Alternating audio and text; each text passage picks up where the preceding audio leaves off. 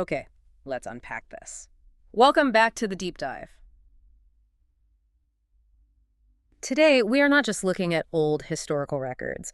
We are performing what feels more like an archaeological excavation of the psyche of an entire civilization. That's a great way to put it. We're analyzing a really complex stack of historical notes, and more importantly, some highly personal accounts centered on the Karawi people, and specifically on the two figures who define their post-apocalyptic world.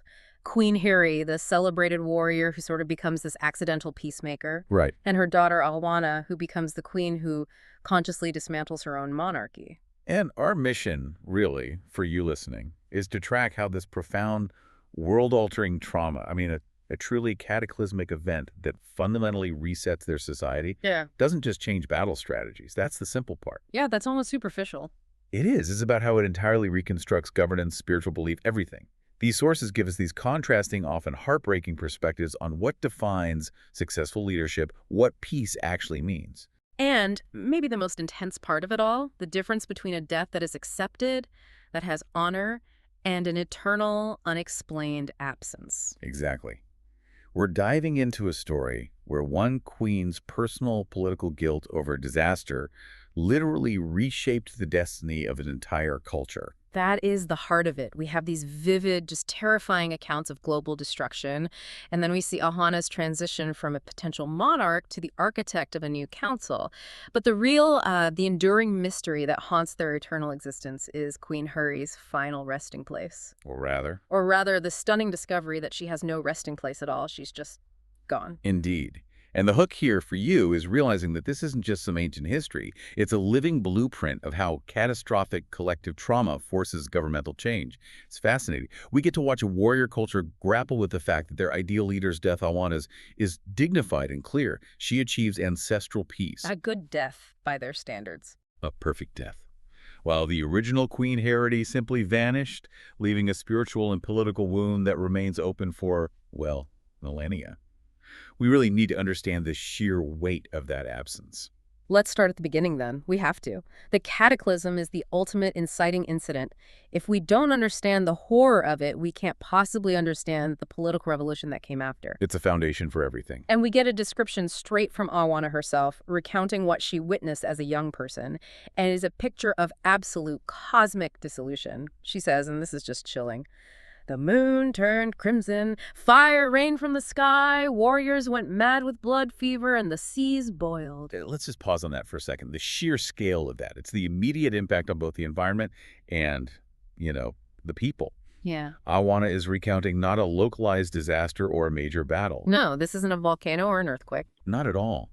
This is a fundamental cosmic rupture. When you look at those details, the crimson moon, the boiling seas, it's clear this wasn't just a powerful explosion. This was a global, fundamental change to the natural order of things. Imagine the psychological terror. I mean, the seas, the source of life for a coastal people like the Karui, are boiling. The moon, this steady celestial companion, is corrupted. It shifts the world from being merely dangerous to being fundamentally broken. It creates a clear line in time. There was the time before and the time after. And the time after is just wrong. And the phrase that really sticks out to me is the immediate societal breakdown. Warriors went mad with blood fever. That implies the cataclysm wasn't just a physical shock. It triggered this primal, terrifying loss of human control. And among the very people who were supposed to be the most disciplined, the strongest. It's the dissolution of both the natural world and the civilized world at the same time. So your protectors, the people you look to for strength, are now a source of terror. Absolutely.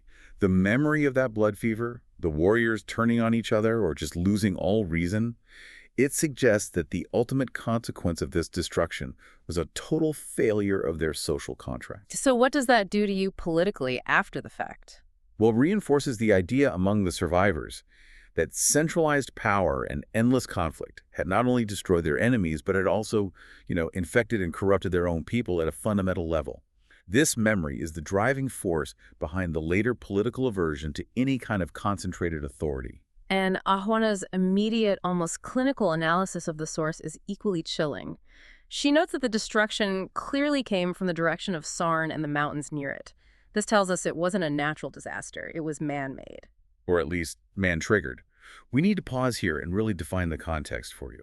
Who are Sarn and the Eternals, and why does their implied hubris matter so much to the Karui? It's everything. It really is. Sarn represented the ultimate central power, a sprawling, deeply entrenched, and from the Karui perspective, an arrogant empire. The Eternals were its ruling caste, associated with immense, almost godlike power. And the Karui being this tribal culture that values tradition, decentralization, the ancestral spirits, they would have viewed Sarn's power as just fundamentally corrupting and reckless, right? Exactly. So when the cataclysm hit, the Karui assumption was immediate and accusatory. There's no question in their minds. They concluded the madmen must have gone too far. It's the ultimate I told you so, but on a global, world-ending scale. Precisely.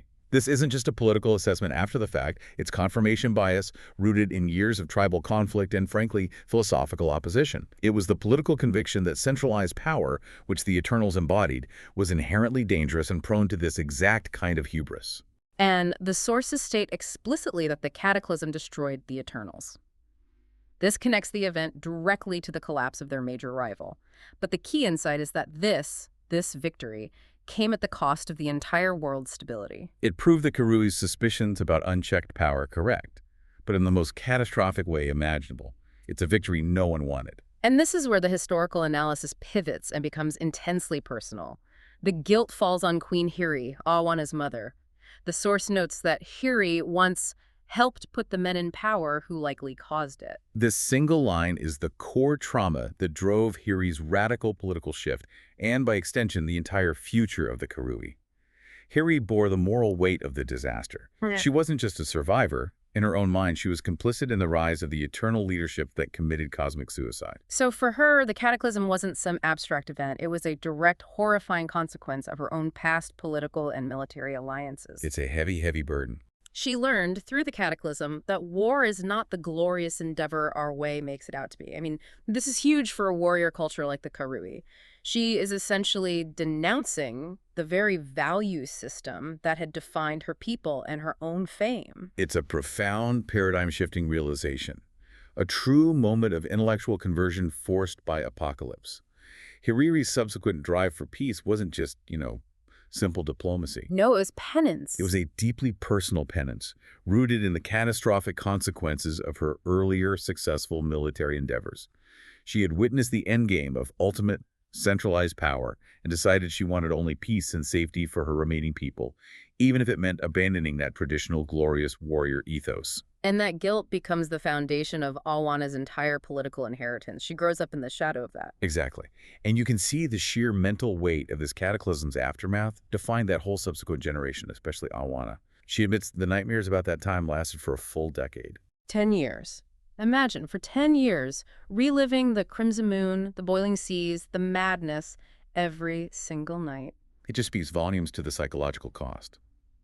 Surviving the apocalypse wasn't just physical, it was a psychological war fought every night in your own head.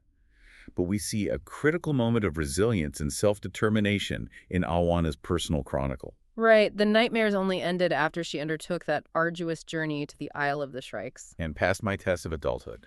So that rite of passage then, it wasn't just some cultural formality, was it? It feels like a structured attempt to overcome this profound generational trauma. It had to be. The emotional result for her of achieving that right was the feeling that she could handle anything. This is the forging of mental fortitude. Having survived the cosmic horror as a child, she needed to prove to herself, through hardship, that she was stronger than the memory of chaos. So she built her own internal defense against the cataclysm's shadow. And that emotional victory prepared her, perhaps unknowingly at the time, to step into a role of leadership without being completely swallowed by the generational despair that so clearly plagued her mother. So she carries the physical memory of the world breaking, but she uses a cultural ceremony, a tradition, to build the mental and emotional armor necessary for political action. That setup is just crucial for understanding the political pragmatist she ultimately becomes. Moving into Hiri's reign, we see the political landscape she had to navigate. She's this crucial pivot point, having to lead a warrior culture away from war. Ahuana explicitly names Hiri's as her role model, noting that while the chieftains often spoke of Hiri's wartime acts, fighting alongside the famous Kaum. The great traditionalist hero. Right. But by the time Ahuana knew her, she was queen of the still united tribes, and that still united part feels very fragile. That contrast between her legend and her reality is essential. Hiri's fame was built on the glorious, traditional Karui ideal of war and fighting, the very thing Kalm still revered. But her actual reign was entirely defined by her pursuit of peace. A pursuit driven, as we established, by her profound guilt over the cataclysm. It must have made her leadership deeply complex and constantly vulnerable. How so? Well, she was leading a warrior culture away from its core identity because she had seen the ultimate world-shattering price of that aggression. This had to create intense friction. Think about the tension with traditionalist elements like Qom. Qom glorified the old ways. Hurry was actively trying to dismantle them or at least reform them. So she spent her reign fighting an internal political war to prevent an external military one. Perfectly put. She went from helping empower the men who caused the cataclysm to dedicating her life to ensuring that sort of destruction could never be facilitated again. And on top of that immense political burden, we get a surprising and deeply tragic personal detail in the sources regarding Hari's relationship with Ahuana's father, Victorio. Whom Ahuana never met. Right, and this just adds an immediate layer of human tragedy to Harry's formidable political image. It certainly does. Ahuana admits she tried to ask about him, but Hiri only rolled her eyes whenever the subject came up. That nonverbal cue speaks volumes, doesn't it? It's so dismissive, but it feels like it's hiding something deeper. It suggests a mix of residual pain, exasperation, and maybe deep, complicated regret. It was a subject Hiri was determined to keep locked away. Did the sources give us any more than that eye roll? Anything to clarify why she was so dismissive of Victorio? Thankfully, they offer a little more depth. Hiri did describe him once, noting Victorio spoke with a poet's grace and made myriad boastful promises, so he was clearly charming, charismatic. A politician, maybe, or at least useful to her alliances at the time. Perhaps, but the tragic core is the reveal that his heart truly belonged to a dead woman. This isn't just a complicated relationship, it's a monument to emotional unavailability. Hiri, the queen focused on global peace, was involved with a man who was, for all intents and purposes, mourning a ghost. Wow. So Harry, this formidable political figure trying to rebuild a civilization after the world ended, was carrying this immense emotional burden, a ghost lover who couldn't return her affection. It makes her pursuit of peace feel like both political penance and maybe a personal retreat from the messiness of intimate relationships. That's an excellent way to frame it. And Victorio's ultimate fate ties directly back into her political guilt. He remained in Sarn when Hiri took their people home. Ahuana concludes, logically, he must have died in the cataclysm. Which means Hiri's public guilt over the cataclysm, the rise and fall of the Eternals, is inextricably compounded by the private loss of the man she loved, even if that love was, complicated. And Ahuana's final wistful sentiment, I would very much like to know more about him, shows that lingering desire for connection. It's a common emotional thread that seems to define all the cataclysm survivors. And that brings us to the ultimate mystery, the event that breaks the political stability Hiri had fought so hard to create, her inexplicable absence. The source material says she took an army raised from multiple tribes, which is important, to deal with a strange threat on the edge of Ngama Kanui. This final campaign is just entirely shrouded in ambiguity. The mobilization of a multi-tribal army is key, though. It shows that despite the political tension and the traditionalist opposition, Hiri still commanded enough unified authority to pull the Karui people together for a common defense. So the threat must have been existential, something that warranted the personal involvement of the queen herself. It had to be. But the nature of that strange threat is never explained. And then, the disappearance. Hiri and her entire legion vanished without a trace. And the sources stress the completeness of it. No bodies, no signals, no survivors, just a void. And that total lack of clarity, no closure, was the catastrophic trigger for the subsequent political chaos among the tribes. A queen's death, while sad, allows for the ritual transfer of power for mourning. A vanishing act creates a power vacuum, it fosters rumors, it deepens the spiritual crisis. It suggests the ancestors themselves rejected her. An impossible situation. And that impossible situation is what Ahuana inherited. So when Hiri vanished, Ahuana, with her hard-won emotional armor, immediately tried to step into the role of queen. But the sources are stark. The succession failed almost immediately. The tribes began to fracture, revealing just how fragile Hiri's peace was, and the inherent instability of the Karu monarchy after the cataclysm. And this wasn't a failure of Ahuana's character. It was a fundamental rejection of the system itself. The institution of monarchy. Yes. The Karui sources make this remarkably clear. Ahuana notes that taking the title of queen felt a bit too much like monarchy and empire, and the other tribes were, in her words, not receptive. The historical memory of the Eternals was just too fresh and too catastrophic. Monarchy, centralization, inherited power. It had all become synonymous with the reckless ambition that shattered their world. So we're seeing a total cultural and political repudiation of the concept of a single sovereign ruler. The centralized power model is now considered cursed by the blood of the cataclysm. Precisely. To accept a queen was to tacitly endorse the kind of centralized power structure that had just proven itself capable of universal destruction. It was a non-starter. And Ahuana, showing incredible political acuity and wisdom beyond her years, she recognized this profound cultural shift. She did. And she made what is arguably the most defining political act of her life. She actively chose to step back and suggest a new structure, utilizing what she called her meager power as the last legitimate heir. But how could she, the representative of the monarchy, convince a bunch of anti-monarchists to accept her solution? What was the strategy in leveraging what little authority she had left? Her strategy was genius in its simplicity and its pragmatism. She used her inherited status to legitimize the destruction of that status. Wow. By giving up the crown willingly, she demonstrated that she understood the danger of centralization more than anyone. Her power was small, but it was legitimate, and she spent that legitimacy immediately by proposing a revolutionary solution. A new form of united government, Council of Chieftains. She consciously chose institutional stability and collective responsibility over her own dynastic entitlement. It's an unheard-of move for a newly crowned ruler. It is a remarkable political innovation, especially for a civilization built on inherited tribal authority and warrior kings. This voluntary decentralization of power directly addressed the political trauma caused by the Eternals and the Cataclysm. How so, specifically? Well, the council model mitigated the specific anxieties of the Karui tribes by ensuring power was distributed, shared, and constantly checked by various factions. It was a direct repudiation of the Saarn model of hubris and over-centralization.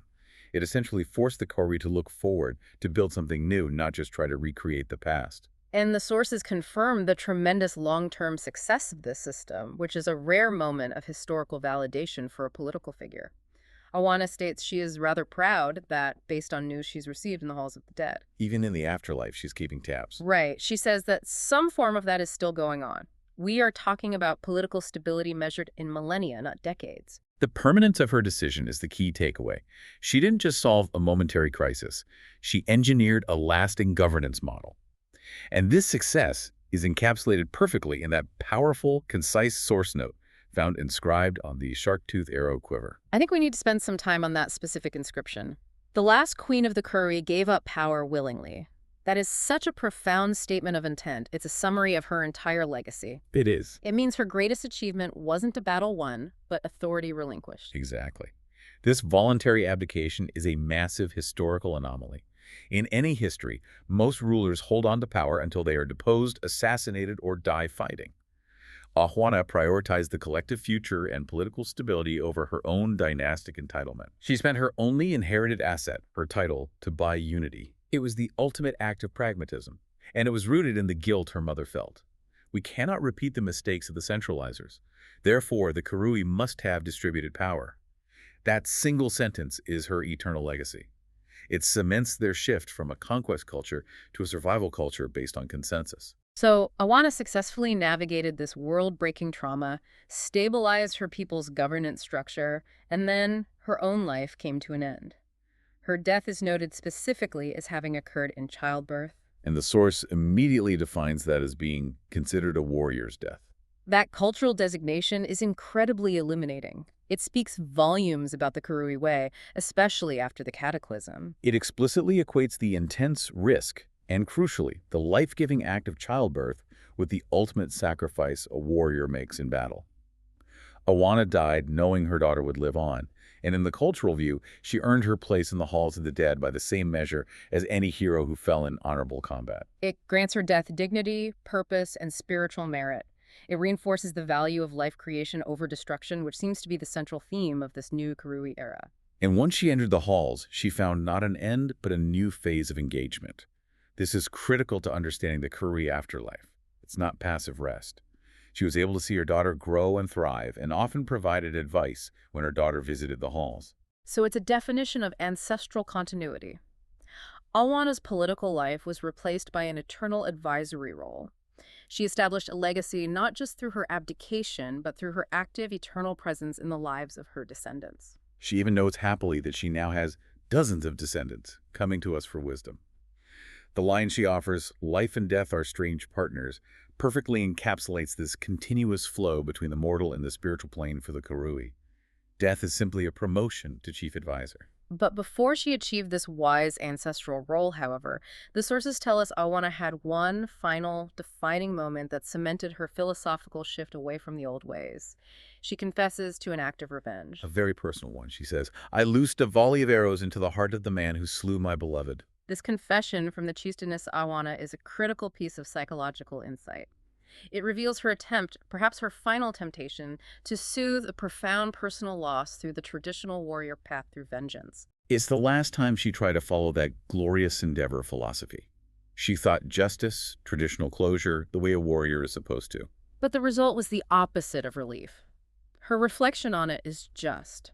It's brutal. There was no satisfaction, no healing, no revenge. There was only emptiness. A powerful, gut-wrenching moment. It validates the core lesson learned from her mother, that war and violence are fundamentally void of true meaning when used to heal emotional wounds. She proved to herself that the impulse for vengeance, which is the cornerstone of so much warrior culture, leads only to emptiness. And this profound failed act of revenge solidified her wisdom. It made her capable of advising against impulsive, violent action in the afterlife. She earned her role as a wise ancestor through personal disillusionment. Now, we have to talk about the nature of eternity itself, because existing in the halls of the dead isn't portrayed as pure bliss. It's challenging due to the sheer passing of millennia, and we get this perspective from another soul residing there, Akoya. Akuya's source provides this vital context of time dilation and spiritual fatigue. The halls are a good thing, but Akoya notes, the years keep passing and weigh heavily on all of us. The weight of millennia is a palpable burden. Akoya fears becoming like Kahuturoa, who has been there far longer, worried about losing purpose, losing memory, losing dignity over infinite time. So the eternal challenge is not danger, but stasis, the slow erosion of your own identity. Exactly. The halls, meant to be a place of rest and honor, can become a threat of spiritual oblivion if you cannot maintain your identity over time. It's the Karui version of a philosophical nightmare. And this is where Ahuana is presented as the active spiritual solution to that problem. Yes, Okoye notes that after only 3 centuries or so, which is practically nothing in ancestral time, Ahuana remains a ray of light, still positive, upholding traditions with pride, and actively helping others maintain their dignity. This elevates Ahuana's eternal role dramatically. She is not just an ancestor resting on her laurels from her political achievements. She's a spiritual anchor, actively fighting against the entropy of eternity. And Okoye's hope is tethered directly to Ahuana's positive example. The quote is, "With good friends like Ahuana remaining positive, perhaps I can make it to the end with my dignity." Her legacy, therefore, is not just about political architecture in the mortal realm. It's about maintaining spiritual and cultural identity in the timeless afterlife. The profound, dignified tranquility of Ahuana's eternal existence provides a stark and dramatic contrast to the fate of her mother, Queen Hiri. We know Hiri vanished, but now the deepest mystery is confirmed. She is not in the halls of the dead. And the emotional response from the senior ancestors is palpable. Kaum, the fierce warrior Hiri once fought alongside, is described as incensed. He confirms that Hiri's soul has not found its way. This absence is seen as a betrayal of the Karui way, a spiritual failure that leaves a massive hole in the ancestral lineage. The initial tribal speculation is immediate and damning, seeking a traditional explanation for this. The tribal Hatungo, the recognized spiritual authority, a man named Lavianga, immediately offers a conclusion. And his conclusion is that Hiri damned herself by breaking the tabukai. We need to define those terms for you. What exactly are the Hatungo and the tabukai? And why would Lavianga's accusation be so serious? The Hatungo functions as the interpreter of ancestral will and spiritual law, providing religious and moral authority. Right, and the tabukai refers to a sacred law or taboo, a fundamental, unforgivable offense against the Karui cosmological order. So Lavianga's accusation implies that Hiri didn't just die or vanish, she committed a spiritual crime so profound that her soul was actively rejected by the gods and ancestors. It's an attempt to use spiritual law to explain the unexplainable, and to do it through dishonor. But Ahuana, Hiri's daughter, immediately dismisses this. She notes that the Ramako tribe, her own, does not follow that particular rule. And that is a crucial political and spiritual defense. It highlights that even in the afterlife, there is a conflict between different tribal laws and spiritual interpretations. Ahuana rejects Lavianga's political maneuvering, asserting her faith that there would be no dishonor in the eyes of the gods. She refuses to accept that her mother, the peace seeker, would be damned by a technicality. That faith, though, is proven right, even if the truth is far stranger than dishonor. Navali, the cryptic spiritual guide, provides the revelation. The game changer. Hiri is beyond even Hinakora's sight, meaning she is not simply wandering or lost in the traditional sense or damned by the Tabukai. Navali confirms that Hiri's soul lives on. This confirmation is truly explosive. Hiri did not die in the way the Korwe expects. She is existing somewhere else, actively. And Navali identifies this location, the domain of timeless conflict. Which gives an actual name and a location to the mystery that has vexed the ancestors for centuries. And the nature of this domain is immediately implied by the name. It's a place where time, and therefore the cycles of life and death, do not function normally. Conflict is eternal, and time is meaningless. The revelation of this location triggers an immediate and militant response from the traditionalists, led by Combs' faction.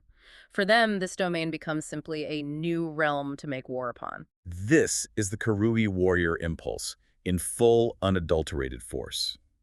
For Karam, the only acceptable response to a spiritual crisis that affects their people is the military one. He promises an invasion. A full invasion of the domain, not only to rescue Hiri and her army, emphasizing not a single Karui soul will be left behind, but also to exact vengeance on the entity controlling it for disrespecting their people. So Kam sees Hiri as a casualty of war who needs to be rescued, and the domain's master as a villain who needs to be punished. It's an interpretation based entirely on the old, glorious warrior code. Which is precisely what Hiri spent her reign trying to suppress. Yeah. It reinforces the idea that the traditional Karui identity, even in the afterlife, is defined by proactive defense and punitive action. However, Ahuana, the daughter who learned about the emptiness of revenge and the necessity of peace, has a radically different view. A view rooted in profound faith in her mother's strength and strategic mind. And this is the ultimate thematic contrast of this whole deep dive. What is Ahuana's counter-argument to Kam's call to arms? Ahuana stands firm against this tide of ancestral fury. First, she does not believe Hiri needs aid. She asserts that nothing could keep her trapped against her will, especially not with a full army at her back. That's a powerful statement of faith in her mother's abilities. It is. And Ahuana's central argument is both strategic and profoundly respectful of her mother's leadership. She says that if Hiri is still fighting in a place called the domain of timeless conflict, then she must believe that the battle is necessary. She interprets Hiri's absence not as captivity, but as a strategic choice, a continued duty that surpasses even the reward of eternal rest. That's the entire point. Ahuana has internalized the ultimate lesson of the cataclysm. Not all battles are glorious, but some are absolutely necessary. Hiri sacrificed peace on earth to save the tribes from empire. Ahuana believes Hiri is now sacrificing eternal peace, her soul's rest, for a greater, unknown necessity within this timeless domain. So her advice is clear and rational. Leave her to it. Yes. If Hiri required assistance, she would have requested it long ago. This clash come, representing the traditional warrior impulse for immediate rescue, and Ahuana representing profound faith in a mother's strategic sacrifice. This becomes the new central conflict of the ancestral realm. And just when we think we understand the emotional stakes, the sources introduce an external, cold perspective. A chilling final judgment from Kalandra, who declares over the souls trapped in this conflict. Their ancestors await their souls, they will wait forever. That is the chilling, ultimate word on the matter.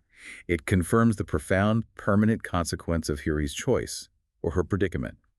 If her soul remains trapped or engaged in this domain of timeless conflict, the result is permanent separation from the ancestral line and the halls of the dead. She is denied the eternal partnership with death that her daughter enjoys. The price of her necessary battle or her unbreakable duty is infinite separation from her family and her people's spiritual center. We've tracked a powerful and emotional arc of history and eternity today.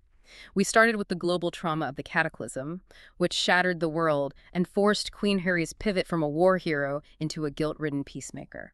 And that peace, and Hiri herself, was tragically cut short by her complete vanishing act. And that vanishing act immediately forced her daughter, Ahuana, to become the ultimate political innovator. Ahuana's internal deep dive into her own source of pain, that emptiness of revenge, allowed her to make the clear-eyed, pragmatic choice to give up a crown for collective stability. Establishing the lasting Council of Chieftains. She prioritized the stability of her people over the inherited tradition of monarchy. She chose the future over the past. The ultimate synthesis of these sources, then, is the Karu legacy, defined not just by battle, but by two specific, radical, and opposing choices made by a mother and a daughter. Ahuana chose to yield power and enter the collective cycle of ancestral wisdom and peace. While her mother, Hiri, may have chosen to give up that eternal rest entirely for a necessary, endless war against some entity in a timeless domain. The legacy, therefore, is a testament to choice and duty. The choice to lead, the choice to yield power, and the choice to keep fighting, even beyond the grave and outside the spiritual realm. For Hiri, duty did not end with her life, and it certainly did not end with her soul's rest. Her duty may, in fact, be infinite. So what does this all mean for you, the listener? We've seen how profound collective trauma leads directly to radical innovation in governance. But the greatest, most provocative question remains rooted in Hiri's continued fight, an endless battle that keeps her separated from her entire family. If Queen Hiri is fighting in this domain of timeless conflict by choice, what kind of threat is so immense, what stake is so high, that a legendary queen would willingly sacrifice her soul's peace and remain forever outside the embrace of her ancestors and the comfort of the halls of the dead? That is a battle that clearly transcends rescue and vengeance, demanding a sacrifice of truly eternal magnitude.